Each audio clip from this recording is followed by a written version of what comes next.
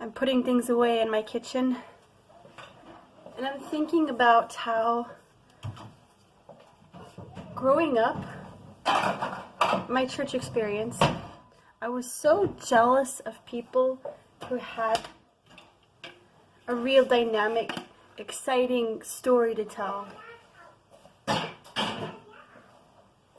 who said that God changed their lives so dramatically. And I really, really wanted these kind of feelings. Because I grew up charismatic, Pentecostal, and we're all about the feelings over there. I listened to a really rough sermon the other day. It was about how God disciplines his children, about how he loves us so much that he doesn't want us to be stuck in garbage. And that being disciplined, being aware of where we're falling short is a sign that we really are a Christian. I felt, and I still feel, and it's a good feeling, feel a kind of desire to be better, but in the way that hurts. Because there's just too much of an easy Christianity that's talked about. A Christianity that doesn't call for anything, that doesn't require anything but showing up. And that's not enough for so many people. And so many people have just left faith because they were just sick of showing up and going through the motions. People who've gone through really amazing things, really amazing transformations, their sense of commitment is magnified from where they've come from, that they do not want to return to their garbage. But I think it's harder for a lot of us who've never been that deep in garbage. I mean, I've had my share of garbage, trust me. But I've never been in, like, drugs and witchcraft and, heavy duty, scary, creepy stuff like that. But that's one of the problems we fall into as Christians as well, is, well, I never did this, at least. Oh, where am I going with this? My heart for making videos is to challenge. Because I know I need the challenge too, and I know I have not arrived. I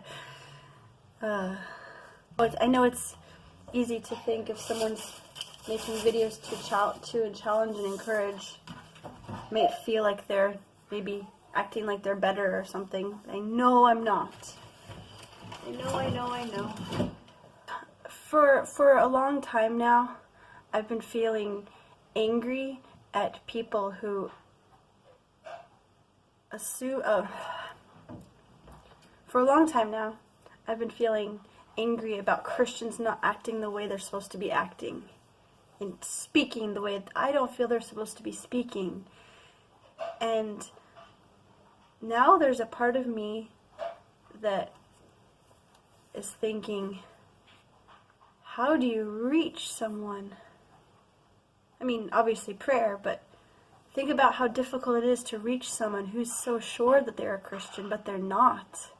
They genuinely aren't.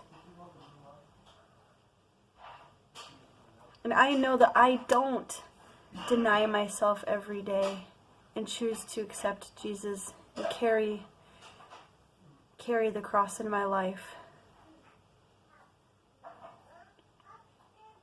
In that terrible, terrible, scary verse in the Bible that says, Lord, Lord, didn't we do miracles in your name? And he says, away from me, I didn't know you. This verse, if this verse doesn't scare anybody, if there's people that don't find this verse scary, I think that's where the problem is. Because we gotta find it scary. Because the test isn't how much good we're doing for God, but do we know Him? And do we want His discipline inside of us, even though it hurts? Are we willing to listen when He speaks or when others speak through us to challenge us in how we're presenting ourselves, how we're relating to perceived sinners, how we're relating to other Christians? I really know that God has got a plan to help me with my anger and my sense of judgment, because I know it is bad. And when we're feeling things towards others, what we really need to do is work on ourselves. But that's another thing. We can't just say, "Oh, I'm going to work on myself. I'm going to use sheer willpower to get better," because that doesn't work. It's only transformation through the Holy Spirit. I think it has to be every day submitting our wills to God.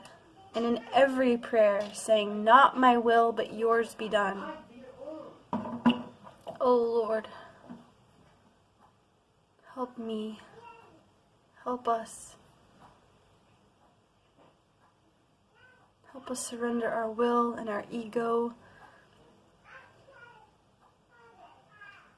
Help us to be open to your discipline.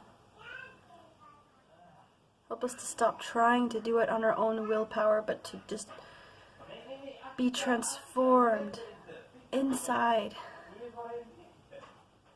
Please, Lord, change and mold us.